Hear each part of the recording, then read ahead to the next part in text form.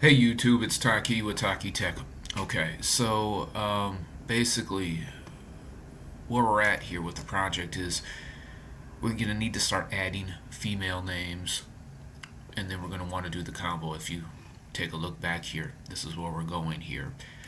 Um, so I had to think: am I going to make a column for female names, and then how would the combo work? Would it put go back and forth between each column, or would that have its own column all by itself? And then I knew I was going to add a gender at some point, even though it's not on the list here. So I started playing around with that a little bit, and we've added a second column here called gender. So now the question becomes, how did I do that? I guess. Well, first off, I this created an if statement within the get data function. That's where it's living right now. I might end up moving it at some point. And basically what it's saying here is take a look and see if there's a number next to the female, and take a look and see if there's a number next to the combo. So if we go back here to the name sheet, so it's looking to see if there's a 5 here or if this is empty. If both of these are empty, then we're basically done. But if they're not empty, then we're going to need to add a gender column. And then we're going to go back and we're going to add the female names. And then we're going to go back and we're going to add the combo names. So basically that's what this if statement is saying. Once it determines that there is either names within the combo cell or names within the female cell, then it's going to make a new header. That's going to go down, it's going to go to the header class, so to speak, to the make header function. What it's passing in is the name of the header, gender, and the sheet's name. So we go to our header function, getting the name of the header and the sheet's name. We're going down to the add header count, which this would have been 1, then it goes to 2, so it knows basically this is just saying where the column is. And I might end up changing that variable too, just depending on how big the project is. And that's one of the things that you really need to be careful about when you make variables. Maybe I should have been a little bit more careful here. Really be descriptive of exactly what that variable is doing. Anyway, so we go to our active workbook, to the new sheet, and we take that first row in the second column and give it the name gender, and then we go down to our format here. And that's another thing. If you take a look at, I kind of went back in and reformatted it on our sheet here. I've reformatted the header because it came out, I didn't like the way it looked, and I'm not sure if I'm going to go with this either. But the thing is now when I do format new header, I might need to make a special call here. I might need to define each of these as parameters. We'll see. We'll see what I decide to do with the project. Now all of a sudden you start seeing that this project is becoming a lot more complex as it grows and as we go on here. Okay. So the next up, when we go back to our get data module here inside the this if statement, this if block right here, and I wish I could zoom this in, but unfortunately, one of the drawbacks of VBA, since it is pretty old and I don't think they're going to make an upgrade on it, they don't have a zoom function here that I'm aware of, at least. All right, so then we go to field gender, and we're passing in what we wanted to fill, what value we want to fill it with. Now I could have put names, I could have put anything here. So this is something also to keep in mind too, because eventually I'm going to have to go down here into the enter data, and I'm going to have to decide, am I going to do enter male data, or am I going to do enter data and then pass in row A or row B for the male or female first name, and then do the formula that way. Am I going to be able to use this enter data and just do for the genders too, and then maybe for the age and maybe for the weight when we get down there?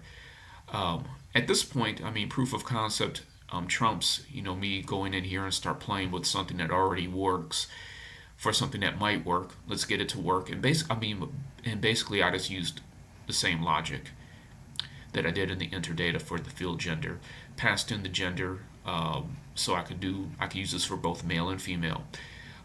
Passed in the number of names. Again, no names means that there are no names. No, I mean, I could have named that variable a whole lot better. And you want to make sure you name those variables early, correctly. You kind of try to, and it's hard sometimes, and sometimes you're not going to be able to really understand the whole scope of the variable to really give it an adequate name, but it becomes a lot harder later on, especially in an editor as old as this VBA. I mean, the VBA editor isn't that bad, but it's not as good as, let's say, like a PHP Storm or something along those lines, where I can easily refactor and just change the variable name all over the project, what, with a few clicks. Here I'd have to, kind of do a search, and I might still end up missing something. And I might end up doing that the next video. You might see a lot of, I'll update you and I'll say I've changed all these variables names to be a little bit more descriptive. All right, so we're passing in the number of names and the sheet name, and here we go. Here we're just, I don't know why I can't just go right active workbook sheet name and then start going right into the range here. It's not letting me. I need an if statement. I haven't been able to troubleshoot and figure that out. So and here we go. We just pass it in, make them all M, and then I center them horizontally. So one of the things I noticed here, let me go back to the code real quick, is I added +1. And I didn't do that. If you go look at enter data, it just says no names, and that's it. I don't add an extra column. And then a couple of things. So I ran it the first time, and then when I ran it the second time, this is what I got. Now I'm not sure why or how I got these names here. So I got 2 sets of names. That's pretty cool. That's not what I wanted though. Here are the gender, and this is how it will look, because it's looking just like names. As you notice, this is in column C, or 3, in D, 4, because header count was, I didn't reset it, so header count was at 2 when I ran it the second time. So first it put the names in on 3, then came in and put them in on 4. And the other problem here is that no matter which one I select here, A or C, if you look way down at the bottom here, you see count 9. I only have 9 names, and I ask for 10. And that's, sometimes you want to make sure the project really works, so you use a big number like 5,000, but then to make sure that it really, really, really does work, you want to use a much smaller sample size so that you could actually see, okay, something's off here. I'm only getting 9 names instead of 10. So, and as you can see here, this wasn't copied and pasted because this is giving me formulas. Let me see. Okay. So that's what happened here. So when it copied and pasted it, this is the original sample that we got here. Oops, I'm going to drag this around. This is the original sample that we got here. And then when I copied and pasted it, and that's one of the reasons why this kind of shows why I copied and pasted it rather than just leave the formulas in, because every single time there's a change here. If I change this to F, these names right here are going to change. See? But these are the original names that I got. And then when the copy and paste method came in, it pasted it right into column A. So that's why it looks like I got 2 sets. So I'm glad I figured that out. So that's it for this time. Sorry for the long video again. I was hoping that these videos would be a little bit shorter because you're not actually seeing me write the code. But I guess they turn out long anyway. But if you like this video, make sure you give it a thumbs up. If you like the content on this channel, make sure you subscribe. And thanks for watching. Until next time, take it easy.